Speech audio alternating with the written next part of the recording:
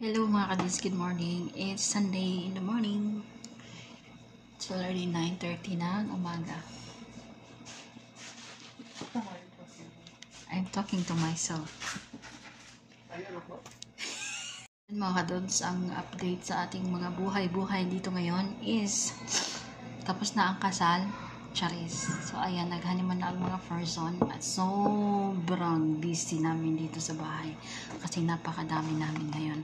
Pero today ay makukuhaan kami ng isa kasi uuwi na si Madam H ko sa kanila. Bali 4 days lang yata siya dito. Dumating siya nung 19, 20, 21, 22, 23. Ano ba ngayon? Parang ano lang yata, 4 days o 5 days. Tapos sila Bella naman ay sa 30 pa sila uuwi. So 4 na araw akong walang luto. Pero sobrang busy nag-impake ng mga gamit kasi iuuwi ni Madam H dun sa kanila. Lahat ng mga gamit may natira lang dito pero konti lang.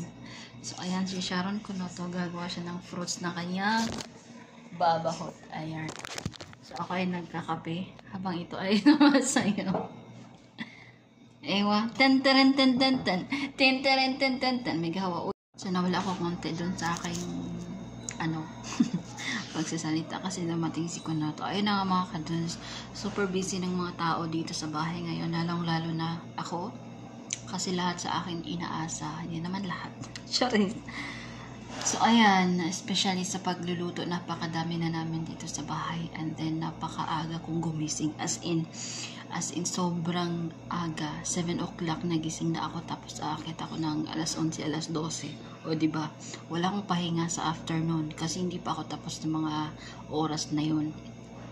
Hindi katulad nung kami lang dito sa bahay. Pagdating niya uwi ni Printita dito sa bahay galing trabaho, bigyan ko siya ng pagkain, tapos afternoon pwede na ako magpahinga, maglabas sa taas.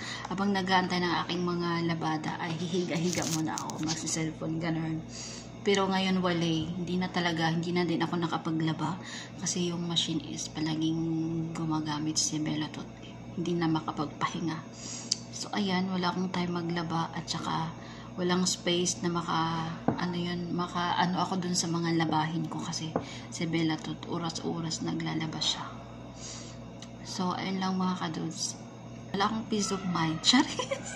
Wala akong peace of mind kasi napakaingay ng mga bata at ayun, maingay dito sa bahay kasi nga napakadami na namin. So, di ba pa ulit-ulit ka, girl? Ang kasal pala mga kadudes ay noong 21, tapos kahapon umalis sila. Hindi, kahapon dumating sila dito sa bahay, dalawang mag-asawa. Yung mag-asawa pumunta dito sa bahay, bumisita sa nanay. So ayun, mga 15 minutes lang sila dito. Sobrang prepare pa ako. Sobrang ang dami pa nilang biniling mga snacks, mga cakes, ganon.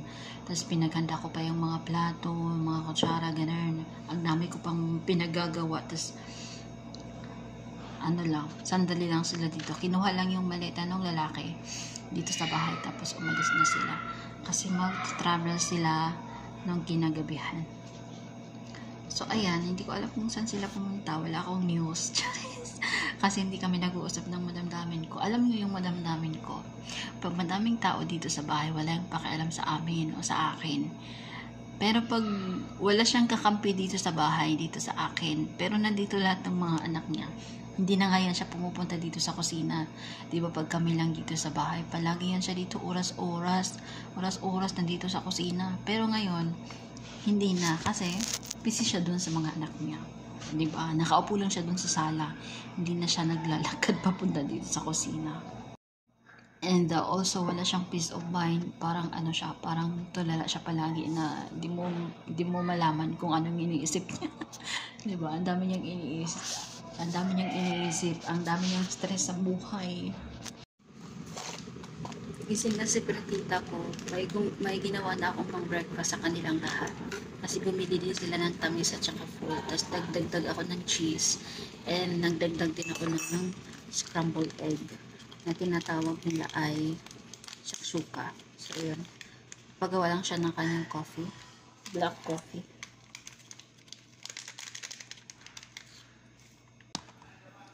Ang sarap ng amoy niya pero ang pakla ng lasa.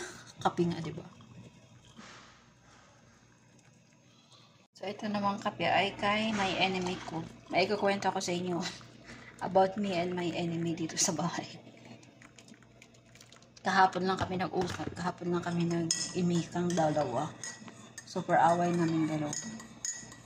Sa maliit na bagay, pinalaki niya. Kaya humantong sa sigawan. Nakamakadod.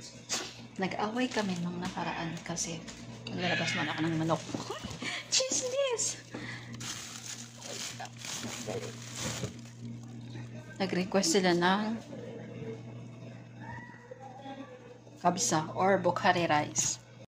So, yun mga kados, may hinahanap kasi siyang nung nakaraan may binili siyang map na na siya, set na siya. Okay, may pumunta sa kusina.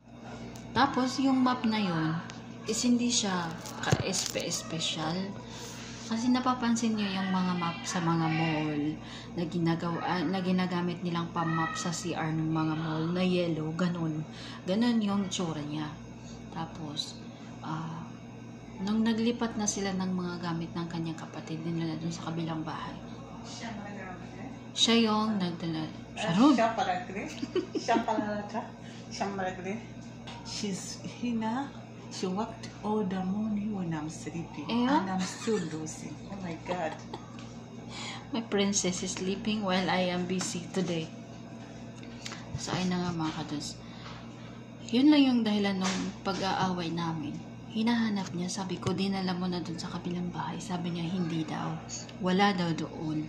So, ayun, nagsigawan kami. Yun lang yung dahilan. Napakaliit na dahilan at napakababaw para umabot sa sigawan. So, yun, umalis siya. Gusto niya pala ng pera. Ayun, ang hingi ng pera ng nanay niya. So, ayun, masaya na ang person. Umalis siya. Pagkatanggap niya ng pera, umalis siya. Siguro pumunta siya doon sa bahay ng kapatid niya. Tapos, tinayan niya kung nandun or wala. So, kinabukasan nun, pumunta kami doon kasi naglinis kami. Ayun, nakita namin nandun. At saka gamit na. Gamit na. Kasi, duming-dumi na talaga yung map niya. Duming-dumi na. Malalaman mo, kasi madudumi na siya. Malalaman mo na nagamit na kasi madumi na siya. So, ayun, wala. Hindi na lang ako umimik. Tapos, kahapon pa lang kami nag-uusap dalawa. Hindi kami nag-uusap as in nag-uusap. Hapon, inutusan niya akong gumawa ng coffee. Tapos, ayun, gumawa ko ng coffee. Diba? Guilty siya. Kasi, nagagalit siya nang wala naman kasing rason. At kasalanan niya. Hindi ko alam kung anong kasalanan ko dun sa part na yun. Sinabi ko lang naman na dinala mo na dun sa kabilang bahay. Hindi siya naniwala. Diba? Kasi gusto niya ng gulo at gusto niya ng pera, kaya yun naghahanap ng rason para magalit siya, para bigyan siya ng pera. So ayun, binigyan ng pera, umalis. Diba? So ayun mga katis, kasulukuyan po ako ay nagluluto, charis. So ayan, nagluluto ang person. Alas 11 na, alas 11 na. Kagagaling ko lang doon sa kwarto ng manamdamin ko. Naglikpit kami dalawa ni Kunuto. And naglinis na din. Pagkatapos nun, bumalik ako sa kusina. Kasi lumamot na yung nilabas kong chicken. Kaya ayan, nagluluto ako. Ito lang yung request niya. Hindi ko pa alam kung ano yung idadagdag nilang pagkain mamaya. So, as of now, magluluto tayo ng kapsa. Charis!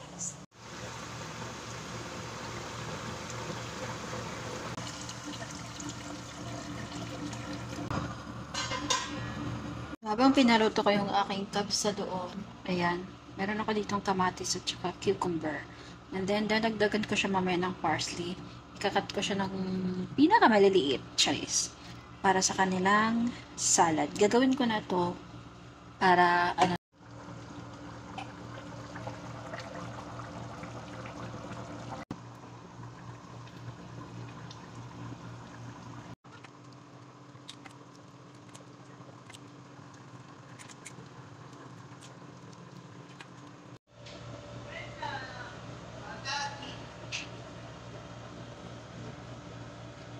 sa ating kusina, ayan.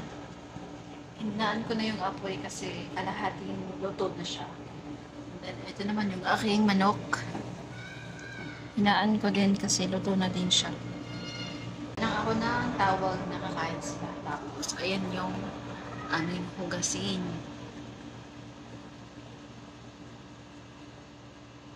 So, update mga kadots, alas 4 na ng hapon at kakagaling ko lang dun sa kwarto ng baba ko. Dalawa kami ni Sharon. Si Sharon ko na to ay naglinis ng bathroom. And then ako naman sa room. Tapos na ako sa room and naiwan si Kunuto sa bathroom kasi napakadumi and natagalan siya. Ako naman ay kakain muna. Yung niluto kong kabsa, may dukot siya. I love dukot. And then ito yung gulay na tinake out nila kahapon. Kumain kasi sila sa labas kagabi and then ito yung natirang ulam nila. So pumunta yata sila sa Chinese restaurant kasi parang ano to, chop suey. Chop suey na Saudi version. Tapos may manok. Kain. Chili.